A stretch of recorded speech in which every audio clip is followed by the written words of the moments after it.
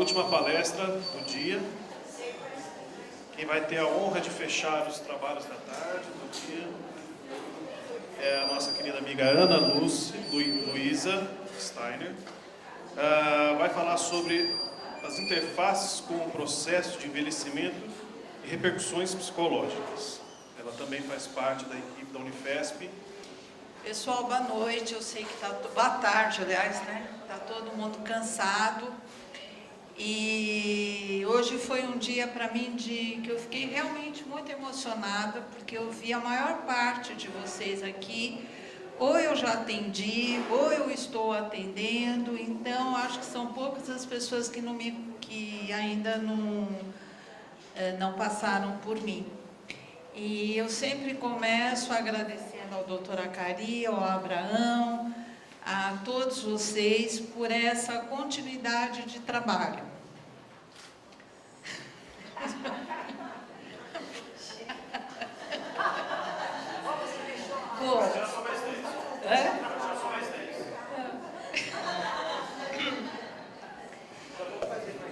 Então faz só mais uma. Então, gente, esse grupo não tem como não falar. Esse grupo não tem como não falar.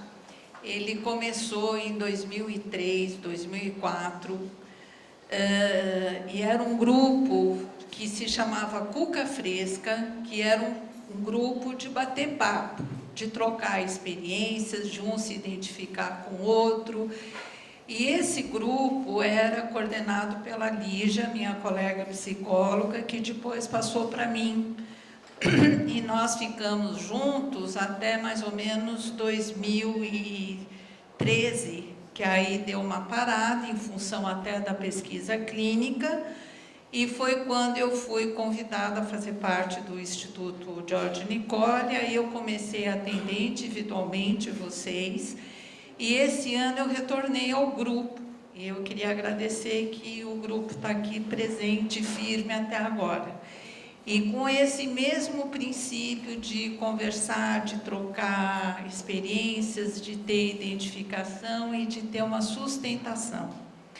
A psicologia, seja que linha for, ela não há exame, não há uma ressonância magnética, não há uma tomografia, não há um exame de sangue que consiga detectar como a pessoa está. Porque a psicologia, ela trabalha com os afetos, com os sentimentos, como que a pessoa vive a sua vida, como ela significa, ressignifica suas experiências e seus traumas. Então, o único instrumento que a psicologia tem é a escuta e o olhar, que a gente acha que aparentemente é fácil, mas eu acho que é uma das coisas mais difíceis, porque torna cada indivíduo um ser diferente, mesmo que se viva no mesmo ambiente. Aí vocês vão falar para mim, o que a Ana está falando de síndrome pós-pólio e agora de velhice? O que aconteceu? O doutor Acari, ele começou a falar que a gente, a partir dos 25 anos, a gente começa a ter decréscimos, né, da ordem neuronal, da ordem metabólica, fisiológica. E o que a gente observa é que as pessoas com síndrome pós-pólio, elas começam um pouco antes os sinais e sintomas de um processo de envelhecimento, que é um desgaste natural do corpo. Mas para a psicologia tem uma questão que agora eu só vou colocar para a gente refletir, para a gente pensar,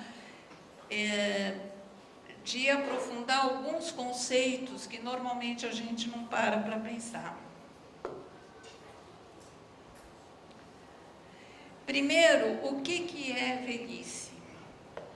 Tudo bem, a velhice é um desgaste, nós envelhecemos, mas quando? Exatamente como? De que maneira? Né? O que é velhice?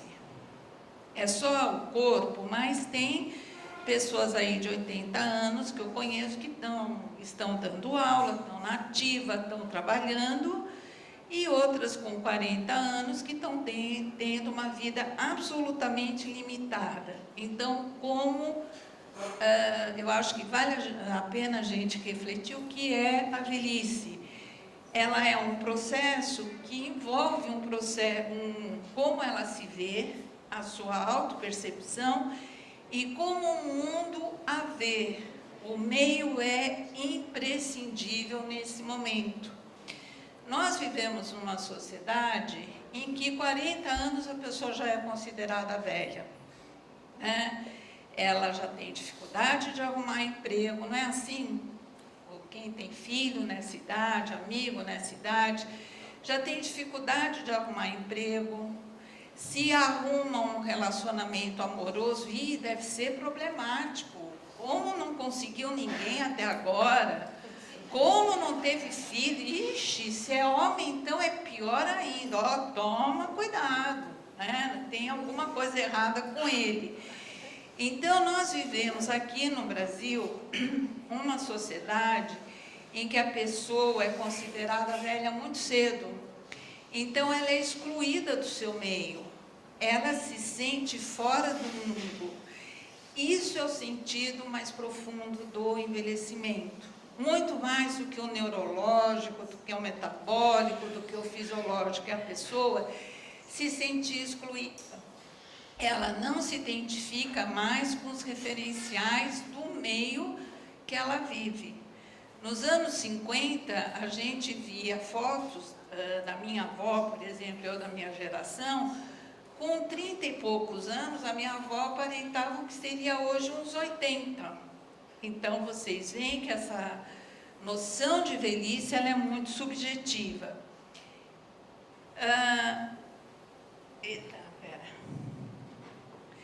A velhice se apresenta de maneira múltipla e diversificada, então não existe a velhice, existe velhices, né? A conotação sociocultural sobre o envelhecimento contém muito preconceito à medida que é representada como um momento de limitações físicas, decadência e inutilidade. O que eu ouço falar, essa pessoa não vai dar conta, essa pessoa não vai conseguir. Então, esse sentimento a pessoa vai se sentindo velha, e não que ela necessariamente seja velha. Tá claro isso? São pontos para a gente pensar. Eu estou precisando da Celiana, que a minha respiração não está boa, vocês desculpem, viu, gente? Bom, em todo o mundo o número de pessoas com 60 anos está crescendo rapidamente. O nosso mundo está envelhecendo. E aqui no Brasil, até 2025, pela Organização Mundial de Saúde, nós seremos 14 milhões... ele vai ser o 6º país com mais idosos, e vai totalizar 14 milhões e 500 mil.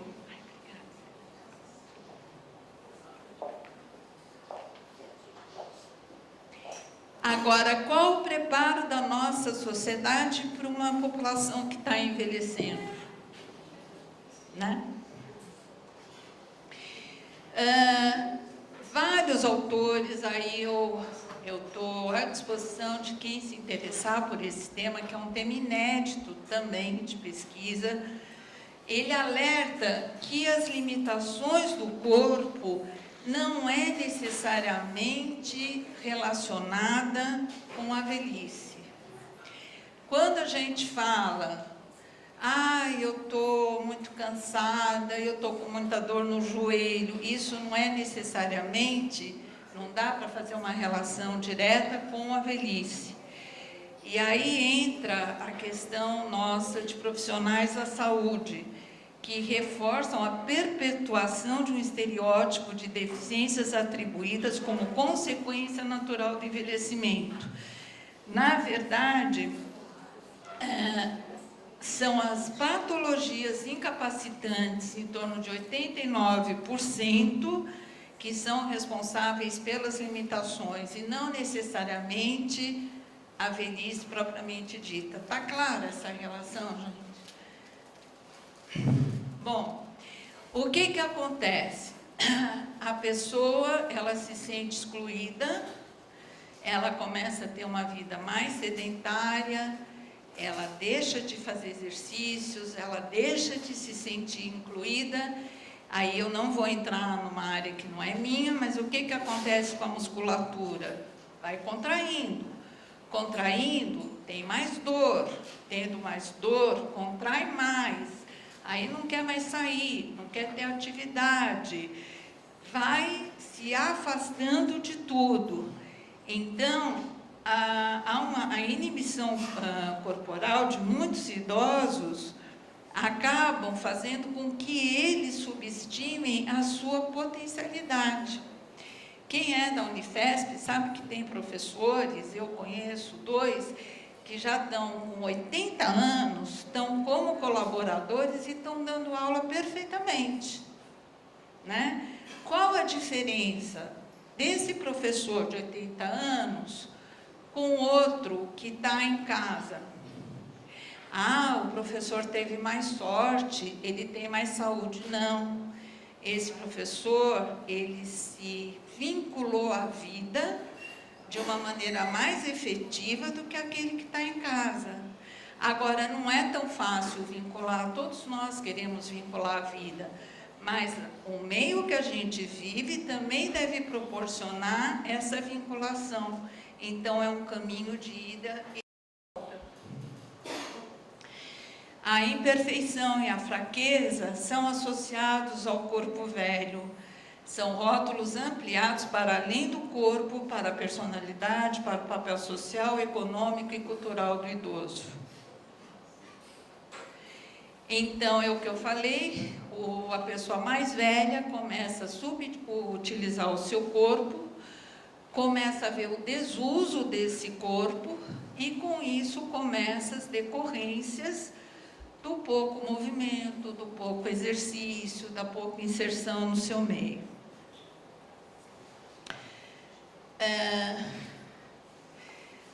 Muitos idosos, quando eu falo idosos, eu não gosto desse termo, mas vamos lá, eles acabam enrijecendo seus corpos, somatizando como forma de lidar com essa exclusão, deles se sentirem excluídos. A nossa sociedade não está preparada para uma sociedade que está com mais idade. Então, os idosos se sentem desconectados fora desse mundo. O Monteiro é um médico psiquiatra muito bom que tem estudado a velhice até hoje. Bom, quais são as doenças que prevalecem nessa idade? Artrite, osteoporose, artrose. Todas essas limitam o gesto e a falta de movimentação e exercícios físicos. Como em um círculo vicioso, agrava o grau de deficiência. Certo? Então, um exercício nunca é só um exercício. Ele, além de colocar a sua musculatura em movimento, é o contato que você tem com o outro. É alguém pegando no teu corpo, é alguém mexendo com você, é alguém falando, nossa, você está melhor. E aí criam-se outros vínculos que vai muito mais além do corpo. Então, a gente vê uma coisa que eu sempre falo com vocês, que corpo e cabeça é uma coisa só. É que a gente tem que separar, porque não dá para falar tudo em bloco. Mas a cabeça, ela reflete como o nosso corpo se encontra, e o nosso corpo também reflete como a nossa cabeça está. Em algum momento a gente precisa encontrar uma brecha para quebrar esse ciclo vicioso. Aí eu vou perguntar uma coisa para vocês, é um exercício. Eu tenho aqui 2 falas. Vocês vão me falar quem tem pós-pólio e quem tem mais de 60 anos. As pernas mesmo, tem 5, 6 meses que começou e agora está pior. Pior mesmo. essa dor no corpo todo, coluna, então, essas coisas, tudo vai mexendo com a minha cabeça. Uma pessoa que sempre foi ativa, sempre fazendo uma coisa, fazendo outra, eu nunca parei, resolvi o problema de um de outro, mas agora, ultimamente, é um cansaço, é uma fadiga. Eu falei, acabou, aí essa pessoa começou a chorar. Eu não estou aguentando mais não, e isso vai dando aquela depressão, a angústia. E aí, quando é à noite, a televisão não tem nada que preste. Aí ela ficou quieta. Se a pessoa tem pós-pólio, não tem... Hã? Quem acha que tem pós-pólio, levanta a mão. Tá. Vou falar outra. Sinto cansaço, desânimo. Chega no fim do dia, parece que carreguei um trem. Minhas pernas doem, não consigo fazer mais nada. Minha vida parou, tudo está mais difícil. Quem tem pós-pólio aí? Quem acha? E a primeira tem o quê? As duas têm pós-pólio? Não, esse é um senhor de 70 anos, que tem artrose, e aqui é uma senhora com pós-pólio. Qual é a diferença, gente? O que fez vocês falarem que um tem pós-pólio e o outro está acima de 60 anos? Em termos de vivência emocional, dá para dizer qual é um e qual é outro?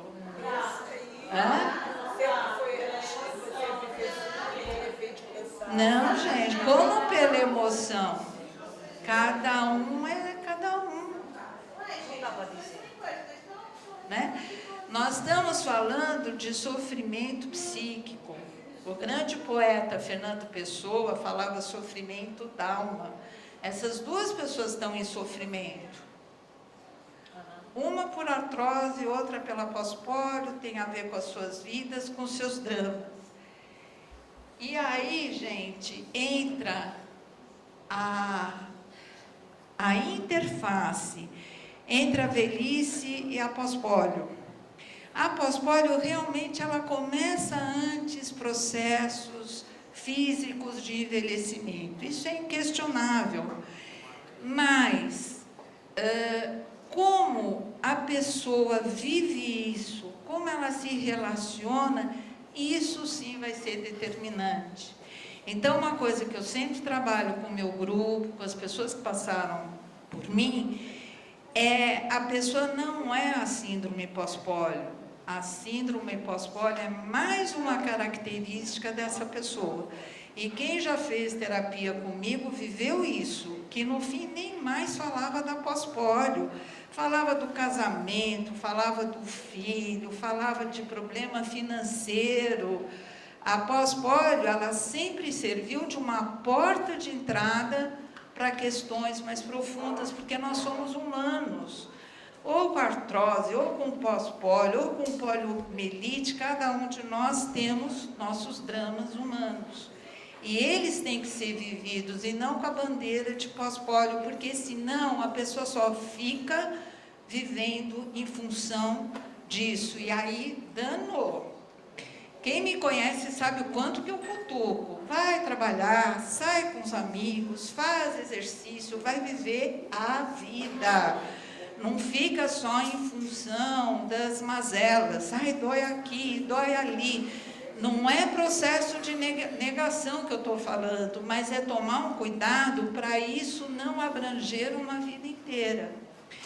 E é com muito carinho que eu continuo com esse grupo, atualmente pelo George Nicole. A gente tem uma salinha lá na RNA.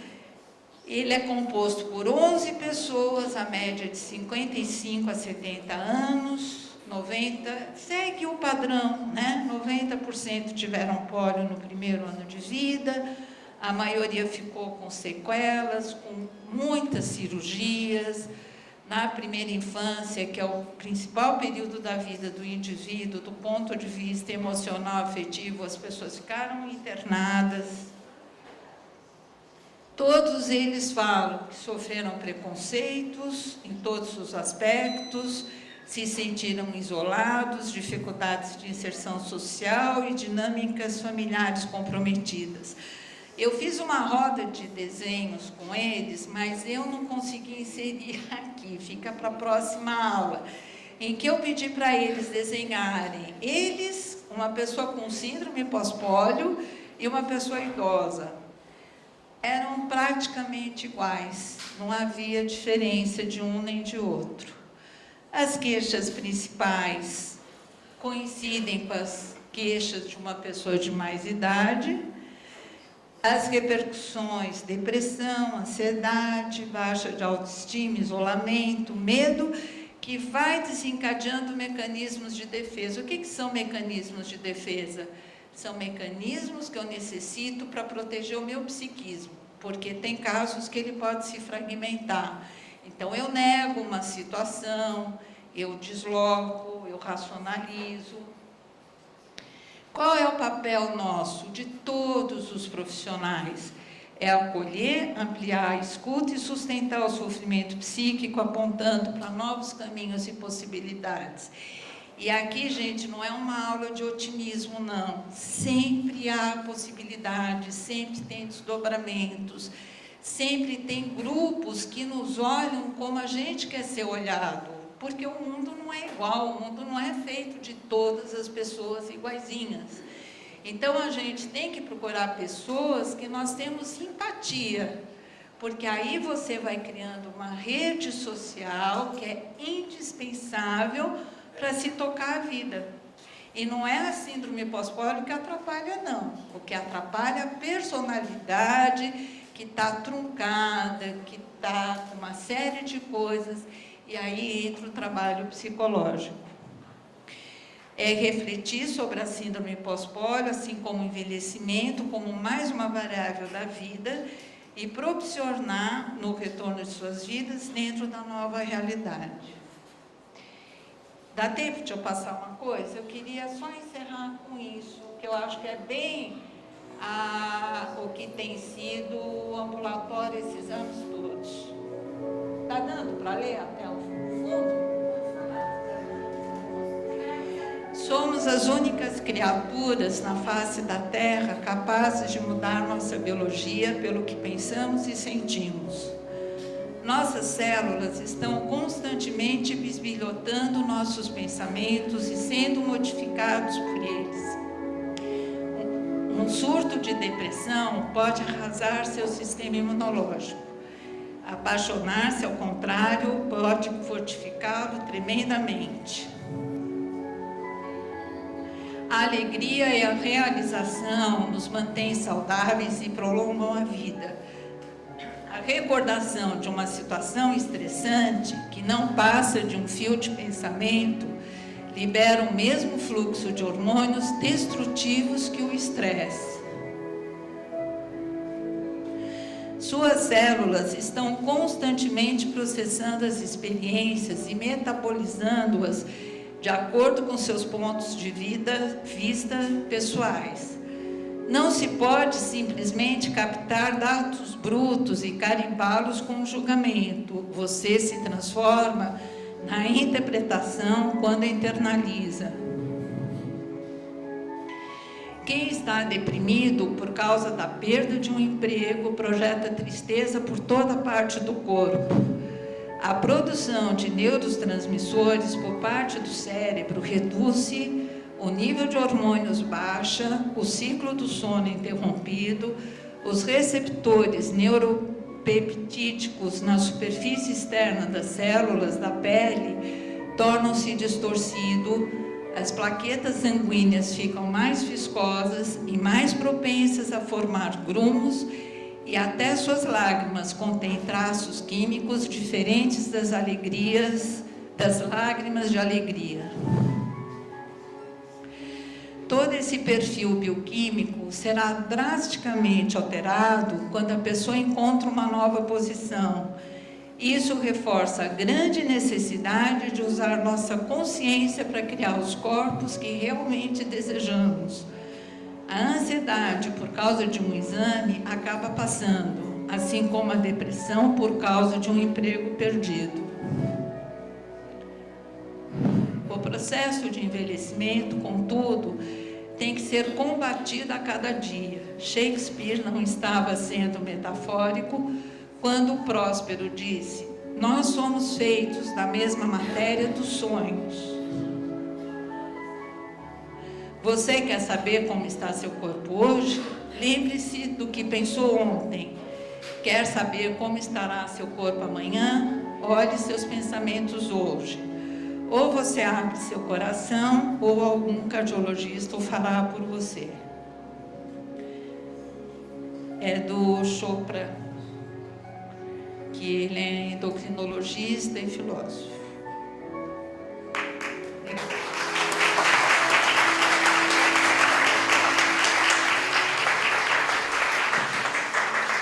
Muito obrigado, Ana.